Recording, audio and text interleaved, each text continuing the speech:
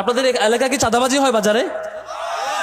দেখবেন আমাদের বিশ্ববিদ্যালয়ে চাঁদাবাজি হইতো, ক্যান্টিনে চাঁদাবাজি হইতো, আশেপাশে মার্কেটে চাঁদাবাজি হইতো। এখন চাঁদাবাজিরা আর খাবার পায় না, চাঁদাবাজিদের খাবার এখন বন্ধ হয়ে গেছে। কেন বন্ধ হয়েছে? কারণ হচ্ছে শিক্ষার্থীরা সঠিক জায়গায় ভোট দিতে পারছে। তো আপনারা যদি সঠিক জায়গায় সেই ভোট দিতে না পারেন, কাল বাদে পরশু দেখবেন এই বাজার, এই মার্কেট, এই শপিং মল, আশেপাশের ব্যবসা আবারও সেই চাঁদাবাজির খপ্পরে পড়বে। তাহলে আমাদের দ্বিতীয় করণীয় হচ্ছে, যে ব্যক্তিকে আপনি আস্থা পান না এই ব্যক্তিকে ভোট দিলে তিনি চাঁদাবাজি করবেন না, এই নিশ্চয়তা যার ব্যাপারে পান না তাকে কোনোভাবে ভোট দেওয়া যাবে না। এটা দ্বিতীয় ব্যাপার।